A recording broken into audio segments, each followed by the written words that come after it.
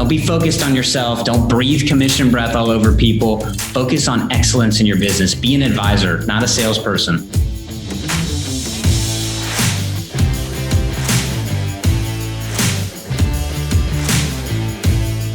So the question is this: how do most agents find the secrets to succeed in today's competitive real estate market, especially when the top agents are keeping those secrets to themselves? That's the question, and this podcast will give you the answer. Hi, I'm Aaron Amuchastegui, and welcome to Real Estate Rockstars. Hey, Real Estate Rockstars. This is Aaron Amuchastegui. Today's a treat for you. I was just telling Jonathan, this is funny. Inman article comes across my desk. You guys know how I love to do news stuff. It says a 29-year-old agent just surpassed $1 billion in career sales. Here's how. And it says Jonathan Spears. And I see the picture and I say, that guy's been on the podcast before. I got to talk to him again. I got to see what's going on. And here he is. Jonathan, what's up, man? Hey, Aaron, thanks for having me. I'm excited to be here. Glad to be back.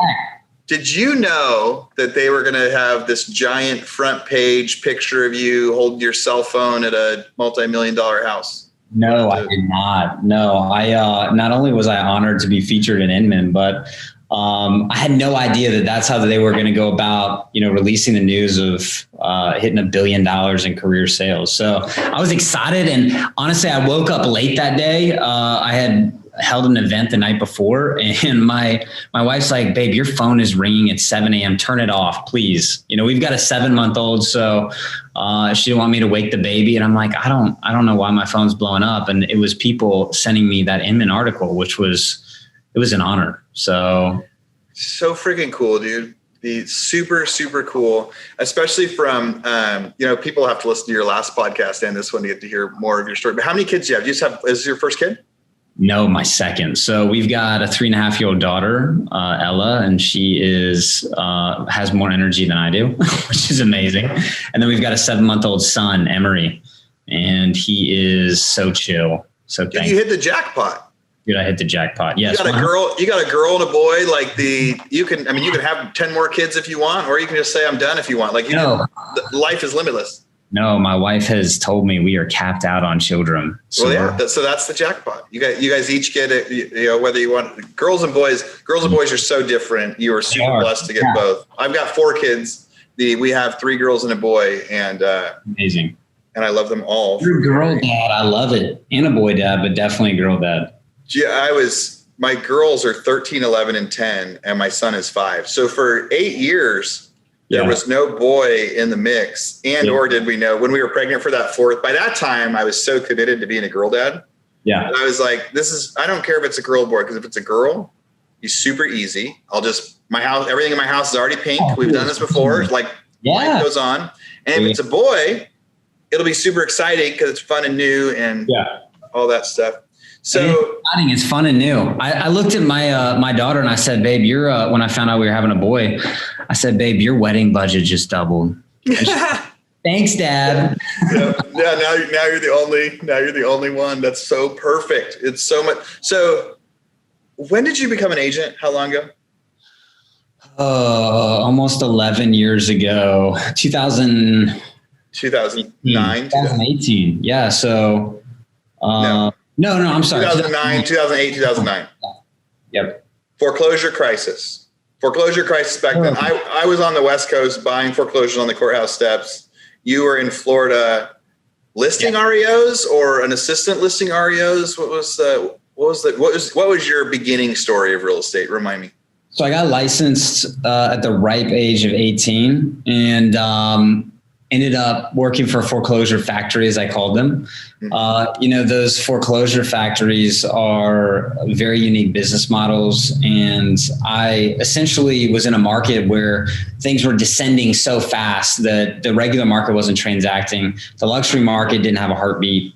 And, I cut my teeth on REO. So for me, getting in the business at 18 was not only a big step, but to be able to learn to problem solve at such an early age. I mean, it's interesting because today, one of our biggest obstacles is managing egos with luxury sales.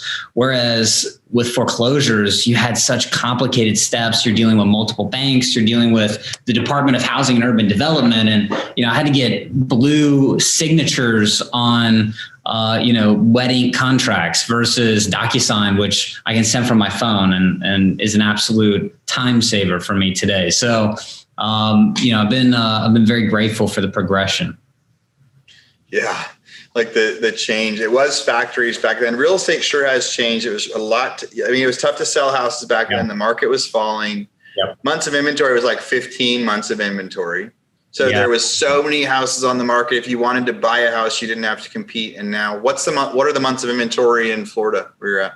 It's very interesting. So just tracking the last 60 days, in April, we had less than 30 days of inventory, which was the absolute bottom of our MLS over the history of the MLS. And typically we'd have 6 months of inventory, like healthy market, usually 6 months of inventory. Our inventory at that time was just under 2,000 listings market wide, and that would have been our 30-day mark. It was actually less than 30 days. And today we've got about 3,500. So we've actually started to replenish some inventory, which has been nice. I'm on more listing appointments than I've ever been, just because sellers are waking up. And it's almost like it's an interesting reaction, because sellers don't necessarily react at the time that the market's the hottest. They see a mailer come out and their neighbor just set this huge record. And really, by the time the neighbor sets the big record, maybe they're in a position to set another record, or it may be that buyer was the pinnacle buyer in the neighborhood. And so we're kind of figuring that out right now. We are still seeing records being hit, but having more options in the market for buyers ultimately lowers the level of urgency.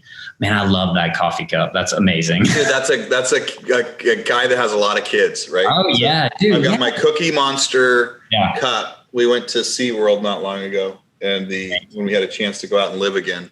Yeah, love it. Sorry didn't want to distract you with the coffee mug. I'm sorry with that one. That thing's epic. I'm gonna have to go home and order one. Probably Elmo for me. Yeah, we have the Elmo also. We've got maybe I'll send you one. What do you think the market? So right, you're totally right about that. Where there's an epic sale that happens, especially in luxury. So right, so it's probably a different story for where if you're in a neighborhood where there's a bunch of houses all the same price, not unique. I don't think it's the same thing. But I was selling my ranch out in California, and part of my reasoning was like, whoa, the guy down the street somebody just offered him 500,000 over asking, and my house is better, so my house will at least sell for that. Right, of course. And now, typical thinking, and maybe I'm biased. Maybe I think my house is better, and it's just plain not.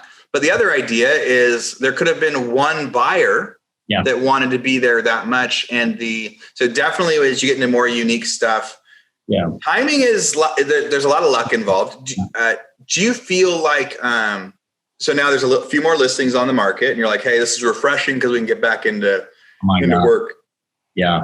Are you going like, oh my gosh, now we're 1.5 months of inventory, people should be careful? Or are you people are like, oh, there's going to be a bubble. It's crazy. I'm like, I think we got years to play on this thing. What do you think? Nervous at all? Happy?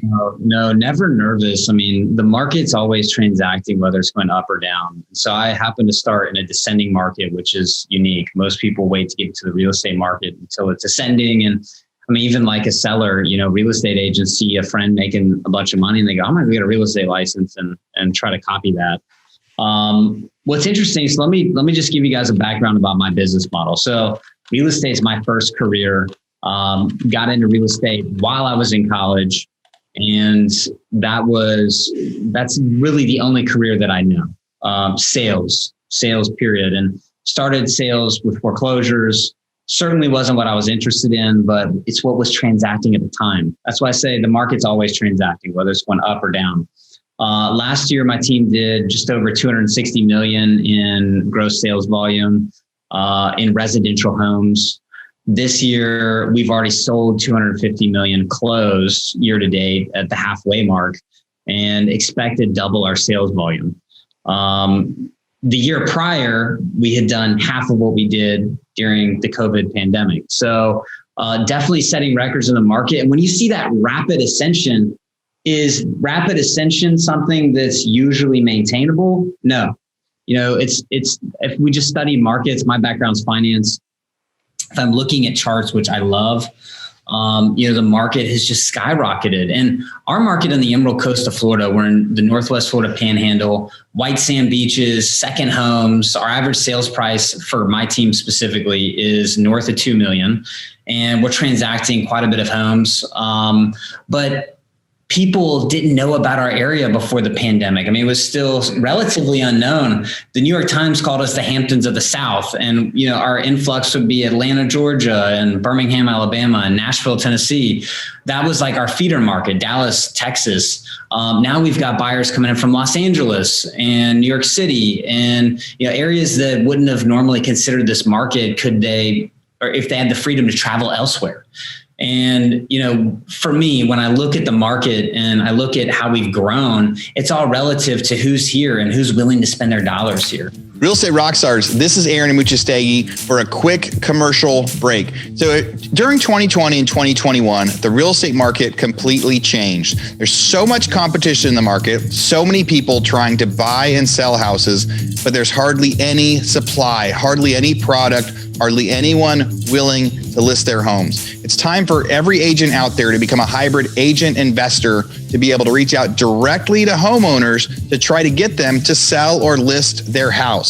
We've got a new website. Go to leadpropeller.com and you can set up your own investor buyer website in just minutes. You'll set up your own URL, set up phone numbers, help go through to leads, help reach out to people that aren't listing their property currently, and have them fill out a form that says, hey, I want to sell my house. And then as an agent, you can go through and make them a hybrid offer. You can tell them, hey, I think your house would sell for $220,000 on MLS, but I can either write you a $180,000 cash offer right now, or I can help you fix it up and you'll list it for $220,000 on MLS. These are buyers that are looking for quick cash offers. Tens of thousands are submitting these forms every single day, and they're skipping the listing process.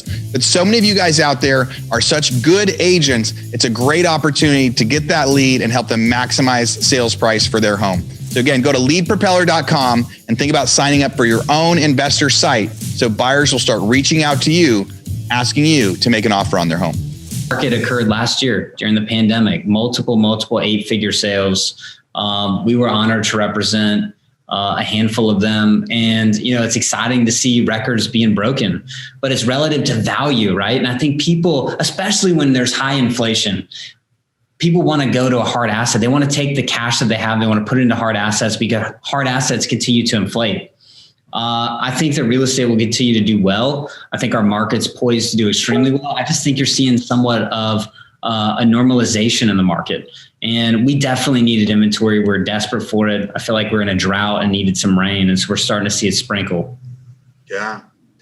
Yeah. I love a lot of things you said there. One is, yes, if we're having explosive growth, it's not sustainable, nor is it healthy to keep it sustainable. Right. So starting to slow down and round off and go back into a healthy market. A healthy market is 3 months of inventory. I tell people that in a healthy month in Texas, there's 5,000 foreclosures. If everything's normal, that's normal, that's healthy. That keeps the system going. So yes. So the ascension rounding off I think that you're totally right on with that. And then inflation is another thing you talked about. So hard assets for inflation, that's a really easy no-brainer because technology can bring down the cost of lumber, or technology can bring down the cost of food. But technology, it's going to be a long time before it brings down the cost of houses. My mindset is, so you're a finance guy. Do you think expensive real estate has more inflationary protection than inexpensive real estate? Or do you think it's the same? Meaning, Yeah. No, I get it. I do, because I believe that the buyer profile has more discretionary income. Yeah. Whereas on the lower end of the market, most buyers are fixed income. And especially now, I mean, it's incredible to see different profiles of buyers in our market that have created massive amounts of wealth over the last few years. Not only are they spending that, but they're reaching a certain level in their generation where they're thinking about their children, their grandchildren. What are we going to invest in that we can hand off? What are we going to invest in that not only can we enjoy, but that flows down to multiple generations they can enjoy? And that's where buying a beach house has made so much sense for people, whether you're here in Northwest Florida, or you're in South Florida, or even out in the mountain markets. I mean, mountain markets have exploded. Vail, Colorado, Aspen, Telluride, Jackson Hole, Wyoming. It's been fascinating to watch the wealth migration. Yeah.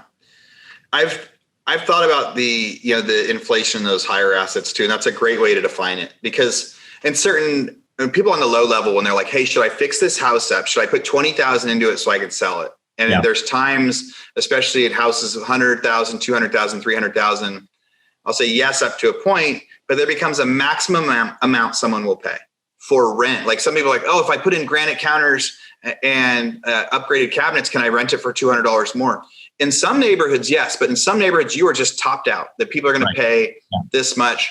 But you're right, at that high level, at the $10 million price point, we're seeing that in Austin, Texas. We're seeing inflationary spending.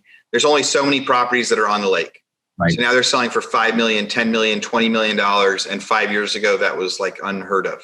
Yeah. The people that are buying it are the people that have, the people that are the end user that are going to buy that thing forever. It is that asset forever. It's because, well, there's only 1,000 houses that can be on the water, so I'm going to have one of them. So, No, I actually love watching Austin's real estate. My good friend Kumara Wilcoxon is crushing it out there. But she represents exclusively high end, and that's her niche. And it's literally her market's exploded, and she's been right there to take advantage of it and help people make the best possible decisions. Yeah, luxury is definitely a different ball game, and getting to see that happen, it's been really cool.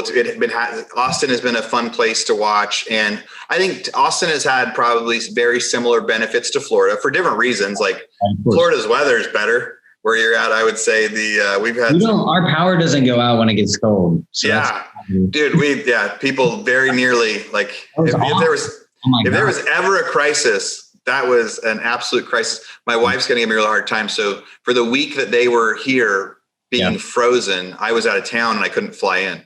So she was here with my 4 kids, no power by themselves. So but Texas and Florida have been some of the states this year that have really benefited from being willing to come to be open first. I think that's part of it. It had to help affect you there. And then probably also people for the first time just getting to say, life is short. If I could live anywhere, where do I want to live? Of those, Mark, what do you think is the highest thing growing demand out there of kind of the different things that would send people to Florida right now? Yeah, I think lifestyle is number one. You kind of hit the nail on the head in terms of people wanting to be somewhere that's open, especially with the vaccine rollout. We get a very dynamic population that comes here. I think 50% of the United States can drive here within a single day. So the drive-to traffic's been big, especially with folks not being comfortable with getting on a flight, especially I think about our market, not necessarily in its infancy, but maybe in more of a toddler stage. If we look at a mature market in Florida, one of the best luxury markets in the world is Palm Beach, Florida, that itty bitty little island that was developed 100 years ago. Mm-hmm. And it was developed 100 years ago. I think about my little island that I live on, and it's 20 years maybe for great development. And so, we're still at a stage where people are trying to figure out how can we best understand the lifestyle of this area. And the pandemic was a center stage that allowed us to showcase not only the desirability, but also a more laid back, it's still being in the South. You're in the southern part of the United States. I go to a restaurant and the waitress says, yes, sir, to me. And I'm like, I'm a little too young to say yes, sir, to, but it's that Southern drawl. It's certainly appealing, especially for families that, they're sitting in Atlanta or just like you, if you're over in Texas, you're like, I gotta get out, where can we go? Where's a safe place to go? And I think that's the number one desirability factor here is it's perceived as a very safe place to travel to. Yeah. So freaking $1 billion in sales. Again, that is so cool and so neat. What would you, so now I know that you've learned a whole bunch of things, and it's not just in luxury, and it's not just out there. So I want to kind of fire around through some of these things with the idea of what would, if you were going to talk to yourself as a new agent or somebody that's thinking about becoming an agent or just became an agent, what advice would you give them about real estate? Yeah. So for me, specifically, when I got into real estate, there were 3 big pitfalls that caught me up. And one of which was micromanagement. I think even on our previous podcast episode, we touched on micromanaging, the dangers of it. But as a new agent, like, you're being swallowed up by the world. It feels like, you're paying all of your own bills. You don't have an income necessarily, and you're out there trying to figure out, how do I generate business? And so I felt like when I started in real estate, I had to do everything. Like, every little aspect I needed to do, I needed to figure out. Didn't outsource a thing, didn't really ask for help. I think being willing to ask for help in this business is a huge thing. And frankly, when I started, we didn't have podcasts that were routinely present. Like, there wasn't even $1 Million Listing didn't even exist. And your $1 Million Listing makes a young agent like me look great. I can walk into a house and somebody immediately relates to me. They go, "Oh my gosh, I love your youthfulness. You remind me of a TV show." And it's usually one of the MDL TV shows. And then I ask them, "Well, which guy's your favorite?" And they love to talk about it. But trying to figure out, how do I create a presence in the industry as a young agent, or, when I say a youthful agent, I mean at any age, but starting out in the business. I had to give up the thought process of, I didn't really need to ask for help. I had to micromanage every little thing that happened in my office. And when I came to that realization, it's when I decided to become more team focused. And being a part of a team as a young agent was a huge benefit to me. I had somebody who was much wiser and had so many more deals and situations and understanding of personalities, that there was a level of wisdom that I needed to soak up. And I would not have had that opportunity to learn in the manner that I did if I didn't work for somebody else when I first got into the business.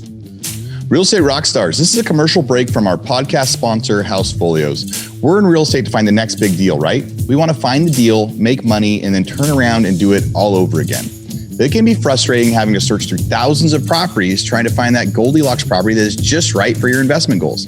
That's why we're here to tell you about Housefolios. Housefolios is a management software for single-family home investors that makes it simple to find good deals, get financing, and manage your property portfolios all from one platform.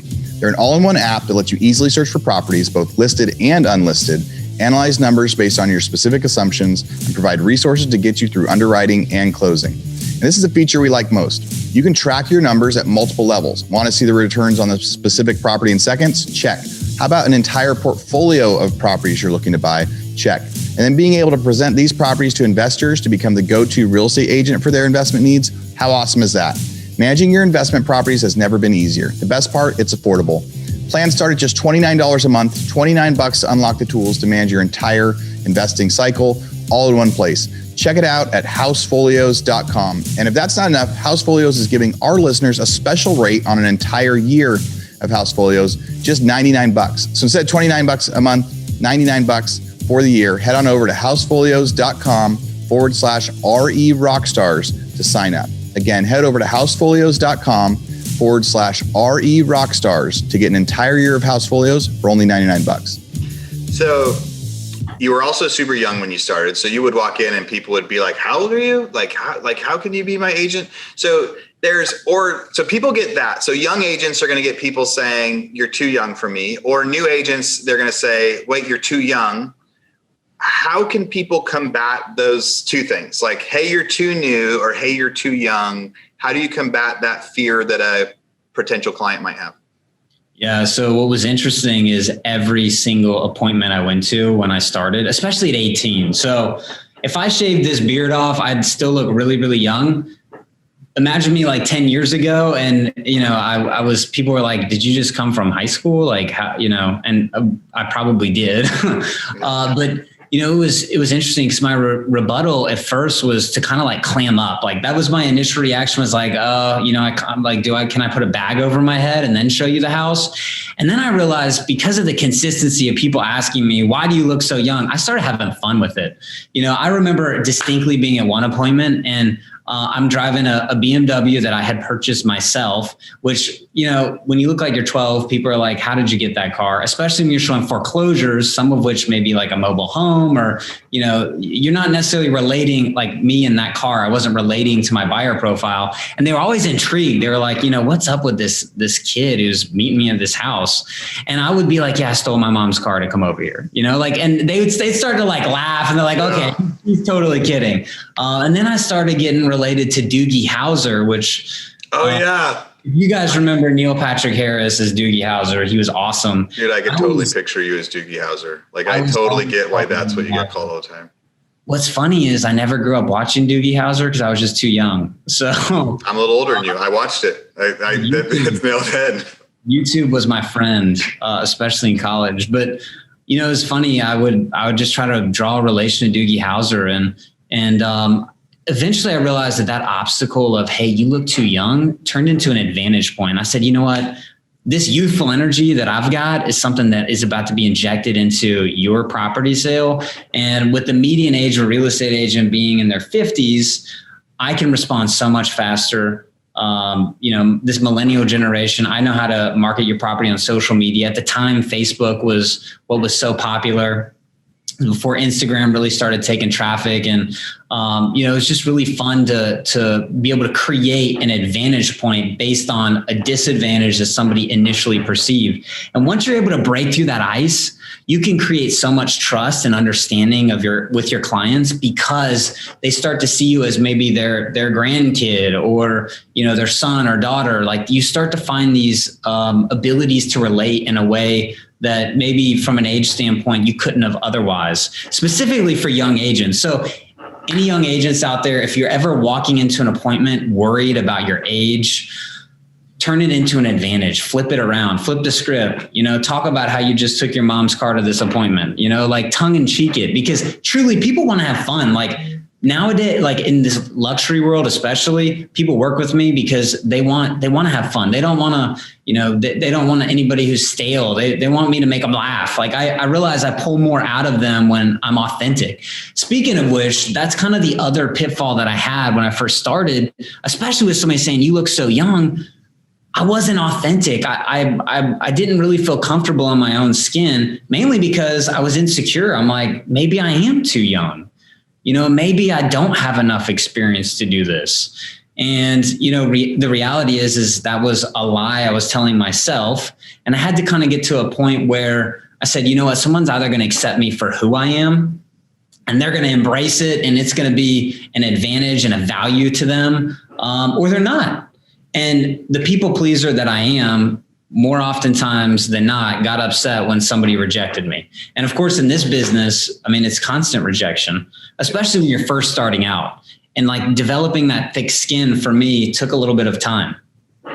Yeah. It's like, how do you stay happy? How do you keep that positive attitude when you're also having to develop thick skin? What I liked about your advice right there is you're saying, take the thing that sets you negative and make it set you apart in a positive way.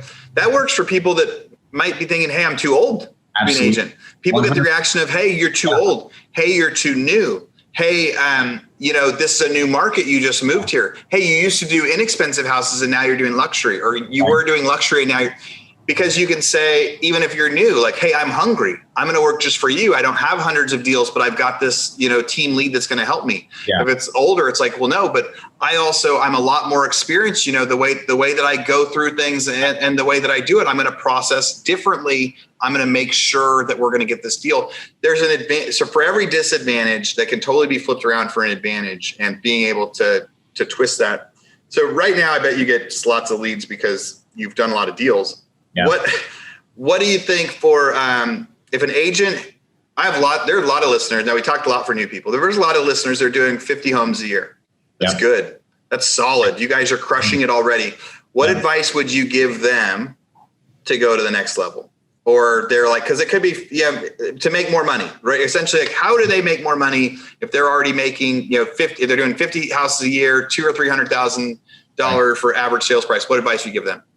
Well, I think you really have to look internally and say, am I trying to make more money? Am I trying to increase free time with my family? What's most important? For me, it's looking at money and time. I'm basically exchanging my time for dollars when I'm working in my business. A salesperson is always, focused on their next hunt and kill. For me, especially, I had to figure out when I had kids, how I was going to manage the amount of production I was doing with a much more abbreviated schedule.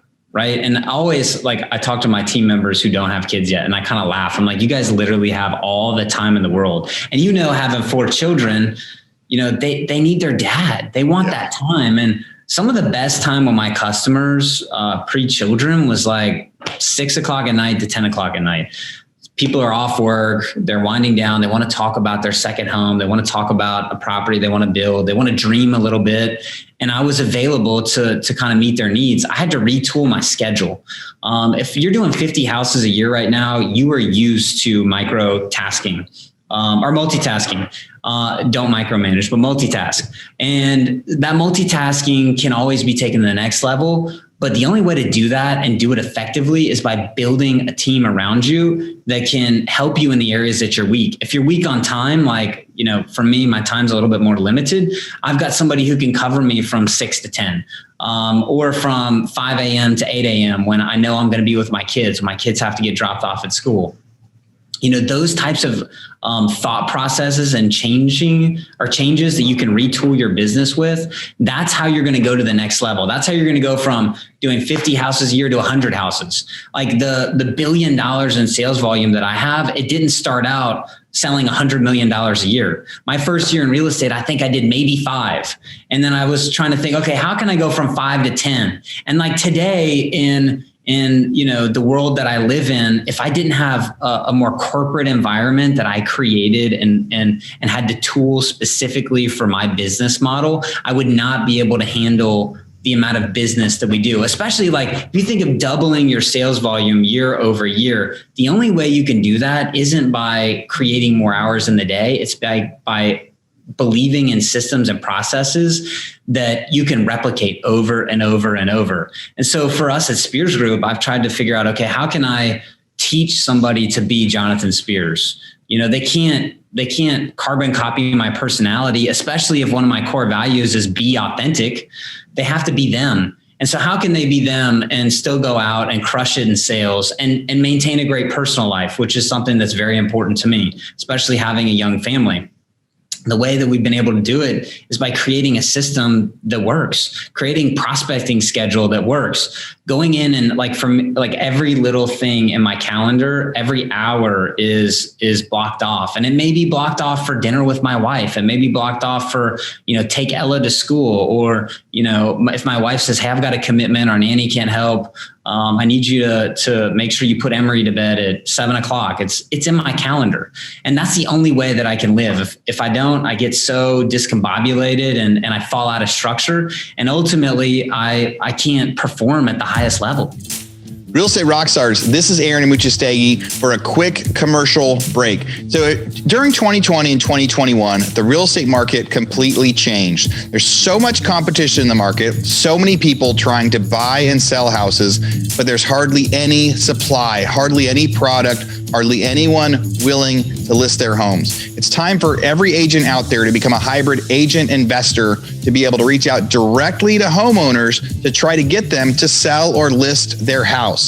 We've got a new website. Go to leadpropeller.com and you can set up your own investor buyer website in just minutes. You'll set up your own URL, set up phone numbers, help go through to leads, help reach out to people that aren't listing their property currently, and have them fill out a form that says, hey, I want to sell my house. And then as an agent, you can go through and make them a hybrid offer. You can tell them, hey, I think your house would sell for $220,000 on MLS, but I can either write you a $180,000 cash offer right now, or I can help you fix it up and you'll list it for $220,000 on MLS. These are buyers that are looking for quick cash offers.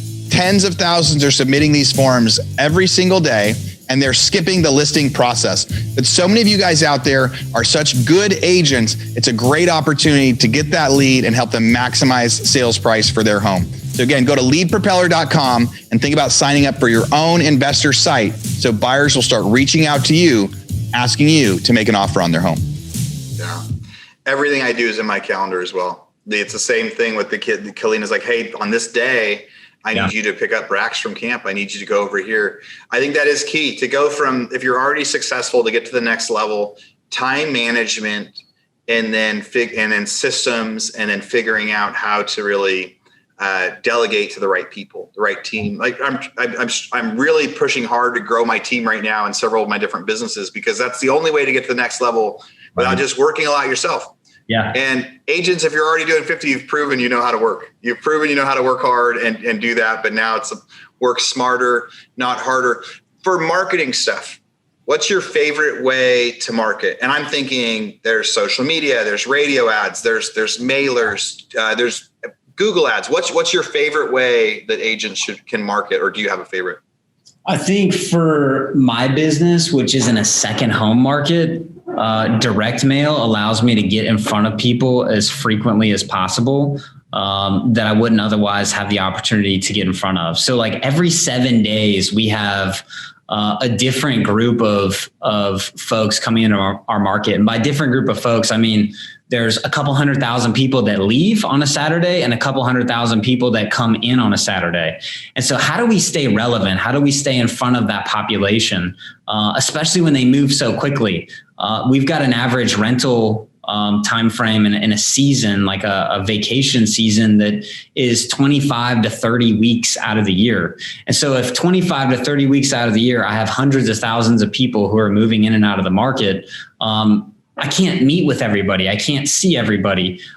Social media tends to be a way that I can directly connect with an audience who already knows me, or they're somewhat familiar with me. If you follow me on Instagram, Jonathan M. Spears, or at Spears Group, I'm able to directly connect, directly showcase a property, focus on my sphere of influence I already have. But how do I connect with people who don't know who I am, or they may just see my signs out in the community and, they've been thinking about selling or thinking about buying.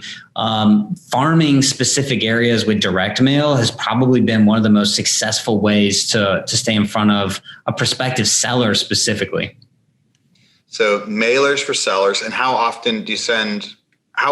many times will you send a letter to that seller? Usually takes 6 touches to somebody who is interested in doing something with their property before they respond. So if we just tracked our average, if I was starting to farm a brand new neighborhood, it would take me about 6 direct mail attempts before I would get a single response. And that could be, a population of, 250, 300 homes. So it's pretty wide net to cast. The people need to hear that all the time. I remember when foreclosure started turning off, and my brother, he's crushing as a broker right now. But when we first stopped being able to do foreclosure, we were buying on the courthouse steps, and he sent out a set of mailers, and he spent a few $1,000 and didn't get a single phone call. And I remember how disappointed he was, and because it was also expensive. Like he spent a lot of money on it. He was trying, and it's easy to go like, oh, that didn't work. But it's reminding people that no, if you're whatever budget you're going to do, you got to do a bunch of mailers. You can't do 1, you can't do 2. You're doing 6 letters out there. How often do you send them apart? Every couple weeks, every couple months? No, I mean, probably multiple times per week. Oh, that's fantastic. Well, that's how you get those 6 touches in. So they're going to see you once or twice a week in that area, once or twice a week. They also see the Jonathan Spears sign as they're going to the store. So like, okay, this person is going to be, and now they're going to Google you, and it's going to hit top of Inman as, oh, that guy knows what he's doing. What's your favorite technology out there to either get deals, find properties, manage your transactions? What's your favorite tech? Yeah. So for our team CRM, we still leverage Boomtown, which has been a great way to stay in touch with folks. We also do a lot of social media integration into the way that we try to do lead capture. So anytime I market something, especially through social media, we try to route it back through our CRM, which allows us to just stay on top of lead flow. It's interesting. Like we were looking at our spread of business in terms of where does most of our business come from?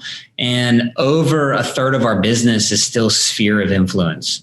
So what that tells me is the best technology that I can possibly leverage is right here. And that's team wide. And I've got 7 other agents, including myself, that work on my team. As long as we're here talking and being willing to ask for referrals, it's the most productive time that I can spend. The other technology that we talked about earlier, DocuSign, I mean, it makes my life so easy. I think that keeping in contact with our email list, I think paperless pipeline has been incredible for sending out mailers. Express Docs is a good one to look into if you want to do mailers. All of that's integrated online, which is great. Yeah, there's a ton of technology. I mean, it's made a lot of our jobs easier, but then you also have to set yourself apart more because a lot of people can now kind of do the technology. I love that Boomtown is still one of those great things out there. But what you said about the cool thing about the phone is it doesn't actually cost you money to reach back out and ask for referrals again. Right. And knowing that no matter what you do, it's still 30% of that. So it's like, agents that are already successful typing to grow again, trying to grow again, remembering to call, ask for referrals. So what about client appreciation stuff? I mean, you're at a totally different price point, but like, what sort of stuff do you do for client appreciation, especially if you're getting referrals? Some people, I just talked to a gal that just bought out a stadium for baseball for all people to go to a baseball game together. What are some ideas or tips you give to people to show client appreciation so you stay top of mind? That's interesting. I saw my friend Shayna in Atlanta who just rented out the Atlanta Braves stadium to do a client appreciation event. I thought it was brilliant. Brilliant, right? Like I just talked to a gal that did it in California. It's so brilliant. I love it. Well, so think about in a primary home market, in Atlanta, especially, her profile of owner, buyer, they live in Atlanta.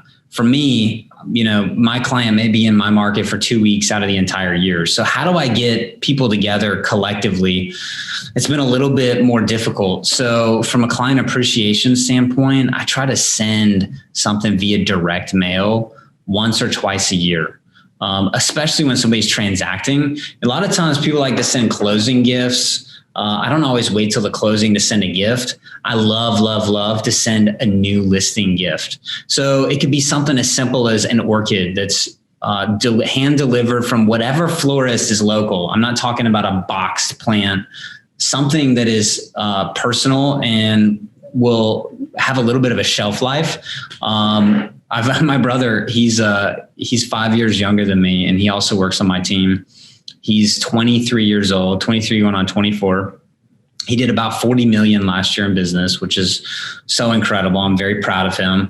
And he loves to send cutlery to people, something that they would really, really appreciate. And he's gotten some incredible responses on it. So I try to think of how can I get in front of somebody that's not here? And when my clients are here, we do private chef events and I host quite a bit of dinners and, it's more on a one-off basis. But when you think client appreciation, it's like, how can I touch somebody in a very personal way where they're going to remember me and remember my business everywhere they go, especially I want to take somebody from a customer to a raving fan. So every time I have an opportunity to transact, whether I'm on the buy side, list side, it's how do I take this person who's different from everybody else from customer to raving fan? And my process for that is usually doing a couple different things per year that's delivered to their doorstep. Yeah, you talking about cutlery. I need to have my friend John Rulin on the podcast. He wrote a book called Giftology. And so much of what he talks about is customized gifts for people. Yeah. And one of the things he would do is send Cutco knives to people, but customized with family slogans or cool quotes or book stories. And he said, if you're ever going to do a gift, being able to customize and touch people, so many cool ideas out there. So what's next? What's next for your goals? You're going to hit 500 million in transactions this year. Super cool. Your team's been growing, super humble dude. Are you at the point where hey, I'm going to retire soon? Or are you like, well, we're going to try to do $1 billion next year? What's next in your world? Well, definitely never retire. I think my biggest, you're like, that's funny. How do you maintain pace for me and, focus on expansion while also focusing on my family? I think that's probably my next biggest obstacle. And it all goes back to these core principles that we talk about: time management, finding a good team that you can surround yourself with. I see Spears Group growing not only in this market, but in other markets. So we've got a great process that I think I can replicate and help others grow. I think the second home markets especially still have so much room to run, and I'd like to continue to see that through. And I've gotten into different development projects. We're developing multiple homes here at the beach that are so exciting. We've got a new development that's coming on that each home will be around 20 million a piece, which would set a record in this market. And it's fun to see them come together. It's been a 3 to 4 year process, just getting them to a framing stage. So lots of detail. Dude, a development with a bunch of $20 million homes in it. Yeah, it's phenomenal. Cool. Yeah. So lots of things on the horizon. It's funny though, you reach $1 billion in sales, and I've heard agents go, once I sell 100 million, I'm dropping the mic and I'm out. Jeff Bezos always talks about his day one mentality. And I think people will say to me, oh, you seem so humble. It's because on day one, you go into the job. Let's just say you go into Whole Foods, you're working for Jeff Bezos at Amazon, and day one, you're humble, you're hungry, you want to learn. And by day two, that slowly starts to fade, right? Most people, they feel a little more comfortable and they get a little more comfortable. I don't wake up every day and go, Jonathan, you're $1 billion agent. You just, you go on with your bad self. Like, I wake up and I'm that guy who was just now doing his first foreclosure sale. And I'm thinking, how can I still serve at the absolute highest level? How can I not let my ego get in the way of what I'm doing? And I continue to focus on serving as many families as I possibly can, at the highest possible level. And trying to stay in that mentality and teach my team to stay in that mentality is our continued goal. Day one mentality. I love it. I have not heard that quote. I like to study and read a lot of what other people are doing. It's so good. Yeah. Day one mentality. What a fantastic way to kind of stay humble and stay successful, right? How do you stay ahead? If you're not growing, you're dying, right? Like, some people are like, why are you going to keep going? Because you have to keep pushing the ball forward just to stay level, or it goes down. Like, when you lose the momentum, you just got to keep pushing the ball forward. Jonathan, congratulations again. It's always fun when I get to talk to you and have you on here. I was super excited that we were going to get to chat again and just catch up. The people are going to reach out to you. How do you want them to come find you when they want to ask you questions, when they want to come see what you're doing? What's the best way for interaction? Any final thoughts of advice? I mean, you could probably drop the mic at day one mentality, but if there's anything else you wanted to share today, now's the time. Yeah, so you can always reach me. I think best way is probably Instagram. I check all my DMs at Jonathan M as in Michael Spears, and at Spears Group, both Instagram, Facebook. Facebook, I'm not as great at. Dropping the mic at day one mentality is definitely a great place to punctuate this sentence. But the other thing I'd encourage you in this rapidly ascending market, the best thing to do with the day one mentality is not get enthralled and get lazy. One thing that I've seen very often in my market is that agents are making mistakes because they're too busy. They're too busy. They've got too much going on. That's not an excuse. Focus on excellence. Focus on remaining excellent in your business. And when you've got a rapidly ascending market, with markets are elastic, what goes up always comes down. You're going to be in a great position to take advantage of the market if things change, if they're not just rapidly ascending. When you focus on what's best for your customer, focus on the value you provide. Don't be focused on yourself. Don't breathe commission breath all over people. Focus on excellence in your business. Be an advisor, not a salesperson. Dude, day one mentality, stay humble, focus on excellence. Jonathan, honored to have you back on here. Congratulations again. Thanks for coming on. Real Estate Rockstars. Thanks for listening. Thank you. All right, Real Estate Rockstars. This is Aaron Muchastegui jumping in again to thank you for listening to the show. Hopefully you guys loved listening to that one. And I want to make sure that you know about all of the extra resources that we have. And also, we need your help. They say podcasts are free. You get to listen to podcasts for free. But what is the cost of that podcast? I would say if I could beg you to pay anything for that podcast, I would say the cost of the podcast is going and giving a review. So whether you download it on Google or Apple or YouTube or anywhere else, please go give us a review. Say what you liked, what you didn't like. It helps us get better guests. The more reviews, the higher we get in the rankings. Right now, we are the biggest podcast out there for real estate agents, and we want to keep that spot because we know there's lots of podcasts out there. So go give us a review. Also, be sure to go to hibandigital.com. If you liked any of the resources that those real estate agents talked about, we've got a huge video vault of those resources for free. Every penny that comes on the podcast that we interview, they give us something that helps them get their deals or helps them work with their clients. And we put that in the toolbox in our vault for you. So go to hibandigital.com and you can get it. If you're looking for real estate education, go to rebusuniversity.com. We have all sorts of courses in there to help agents succeed in real estate. How to get the listing, how to negotiate deals, how to become an investor, all sorts of different stuff, rebusuniversity.com. And if you want to chat with me, go find me on Instagram. And if you come find me on Instagram, you can send me messages. Tell me what you want to hear. Tell me what you liked, what you didn't like. We try to put a bunch of content out there too. You can find me in 2 different places. It's at rerockstars.com for our Real Estate Rockstars page, or at aaronamuchastegui.com for my personal Instagram page, where I can chat with you about all sorts of different things. Thanks for listening. We'll see you again soon.